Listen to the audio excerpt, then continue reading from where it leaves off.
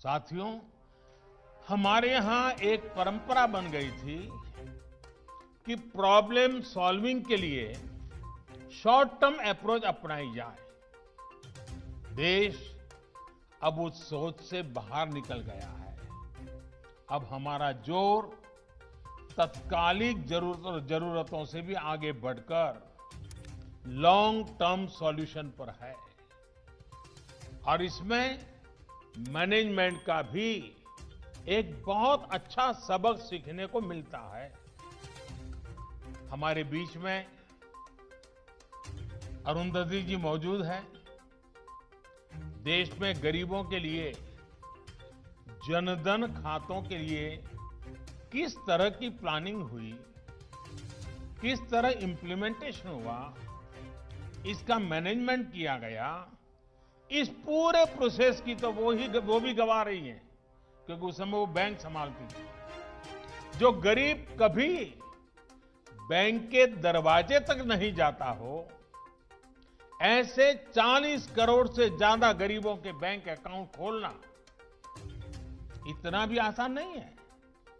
और ये बातें मैं आपको इसलिए बता रहा हूं क्योंकि मैनेजमेंट का मतलब बड़ी बड़ी कंपनियां संभालना ही नहीं होता।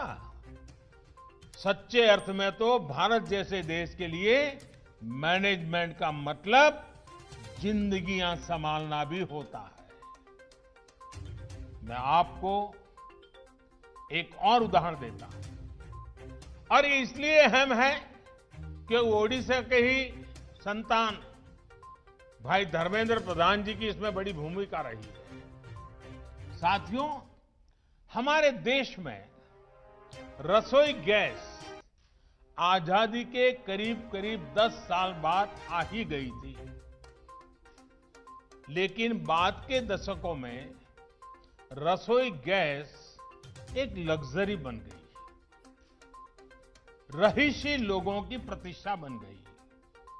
लोगों को एक गैस कनेक्शन के लिए इतने चक्कर लगाने पड़ते थे, इतने पापड़ बेलने पड़ते थे और फिर भी उन्हें गैस नहीं मिलती थी। हालत ये थी कि साल 2014 तक, आज से 6 साल पहले 2014 तक देश में रसोई गैस की कवरेज सिर्फ 55% थी, 55% थी। जब अप्रोच में परमानेंट सॉल्यूशन का भाव न हो तो यही होता है। 60 साल में रसोई गैस की कवरेज सिर्फ 55%। अगर देश इसी रफ्तार से चलता तो सबको गैस पहुंचने में ये शताब्दी भी आधी और बीत जाती। 2014 में हमारी सरकार बनने के बाद हमने तय किया कि इसका परमानेंट सॉल्यूशन करना ही होगा। आप जानते हैं आज देश में गैस कवरेज कितनी है?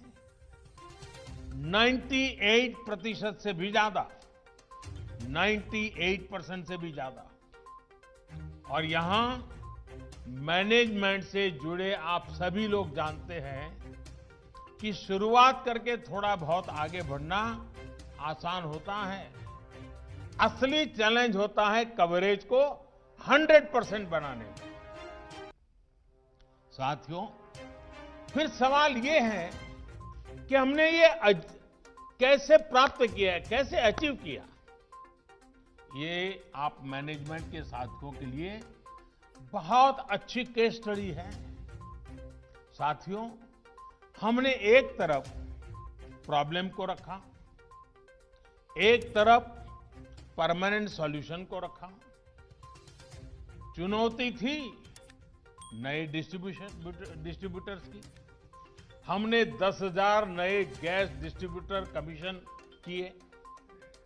चुनौती थी बॉटलिंग प्लांट कैपेसिटी की। हमने देश भर में नए बॉटलिंग प्लांट लगाए, देश की क्षमता को बढ़ाया।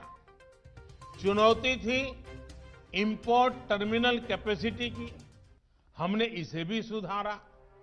चुनौती थी पाइपलाइन कैपेसिटी की, हमने इस पर भी हजारों करोड़ रुपए खर्च किए और आज भी कर रहे हैं।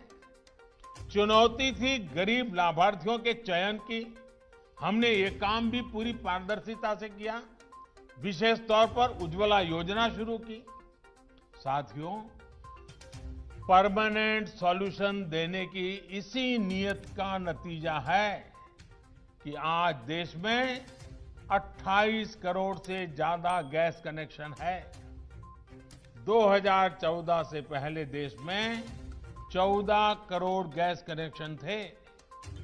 सोचिए, 60 साल में 14 करोड़ गैस कनेक्शन, हमने पिछले 6 वर्षों में देश में 14 करोड़ से ज्यादा गैस कनेक्शन दिए हैं। अब लोगों को रसोई गैस के लिए भागना नहीं पड़ता, चक्कर नहीं लगाना पड़ता। यहां उड़ीसा में भी उज्ज्वला योजना की वजह से करीब करीब 50 लाख गरीब परिवारों को गैस कनेक्शन मिला है। इस पूरे अभियान के दौरान देश ने जो कैपेसिटी बिल्डिंग की, उसी का नतीजा है कि उड़ीसा के 19 जिलों में सिटी गैस डिस्ट्रीब्यूशन नेटवर्क तैयार हो रहा है। साथियों, ये उदाहरण मैंने आपको इसलिए भी समझाया क्योंकि जितना आप देश की जरूरतों से जुड़ेंगे, देश की चुनौतियों को समझेंगे, उतने ही अच्छे मैनेजर्स भी बन पाएंगे और उतने ही अच्छे उत्तम सॉल्यूशन भी दे पाएंगे। मैं समझता हूं हायर एजुकेशन से जुड़े संस्थानों के लिए जरूरी है वो सिर्फ अपनी एक्सपर्टाइज तक ही फोकस न रहें, बल्कि उनका दायरा व्यापक होना चाहिए। इसमें बड़ी भूमिका वहां पढ़ने आने वाले स्टूडेंट्स की होती है। नई नेशनल एजुकेशन पॉलिसी में broad based, multi disciplinary, holistic approach पर बल दिया गया है। प्रोफेशनल एजुकेशन के समाज के साथ जो साइलोस आ जाते थे, उनको दूर करने का प्रयास किया जा रहा है।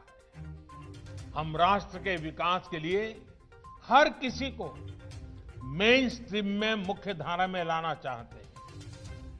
ये भी तो इंक्लूसिव नेचर ही है। मुझे भरोसा है आप इस विजन को पूरा करेंगे।